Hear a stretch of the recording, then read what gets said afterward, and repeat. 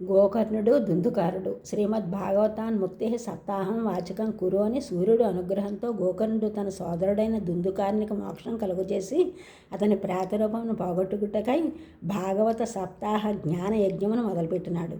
ఈ సాధన చాలా సరళమైనది. దేవతా సంబంధమైన ఏ కార్యమైన లోకమ కళ్యాణమును కలిగిస్తుంది. కావున జనులందరూ కూడా ఈ సప్తాహ జ్ఞాన యజ్ఞమునకు శ్రోతలుగా తరలి వచ్చారు.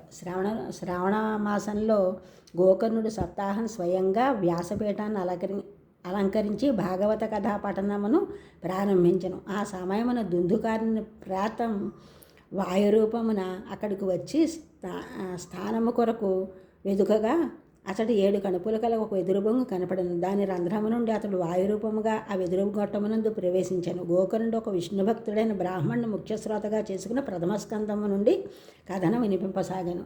దినాంతే రక్షిత గాథ తథా చిత్రం బభూవః వంశైక గ్రంథిభేదో అభూత్స శబ్దం పశ్యతాం సతాం. ఆ రోజు సాయంత్రం కథ అయిన తర్వాత అప్పుడు ఒక విచిత్రం జరిగాను. అక్కడ ఆ వెదురు బొంగు యొక్క మొదటి కణుపు పెద్ద శబ్దంతో విరిగిపోయాను.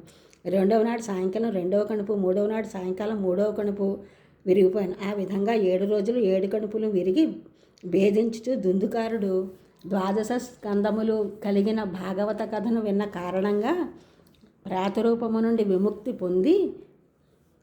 పొందినవాడే దివ్యరూపమును ధరించి ప్రత్యక్షమయ్యాడు. అతడు తన సోదరునికి కృతజ్ఞతలు తెలుపుతుండగా దేదీప్యమానమైన ఒక విమానం దుందుకారుని కొరకు కొనుపోటుకై వచ్చాను. అది చూచిన గోకర్ణుడు అందరూ మహనీయులై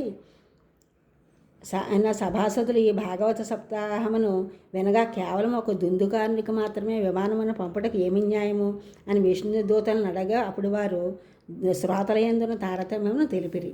శ్రవణం చేయడంతో పాటు వినిన విషయమును స్థిరచిత్తముతో చక్కగా మనన ధ్యానములను చేసినాడు. దుందుకారుడు దృఢము కాని జ్ఞానము వ్యర్థమగును. అట్లే ధ్యానము లేనిచో శ్రవణము సందేహముచే మంత్రము చిత్తము అటు ఇటు తిరుగుటచే జపము ఎట్టి ఫలమును సాధింపజాలవు. విశ్వాసో గురువాక్యేషు అని పెద్దవారి మాటలందు శ్రద్ధ, కథయందు నిశ్చల బుద్ధి మొదలైన నియమములను శ్రోత పాటించవలను. శ్రీమద్ భాగవత శ్రవణ ఫలము కలుగును.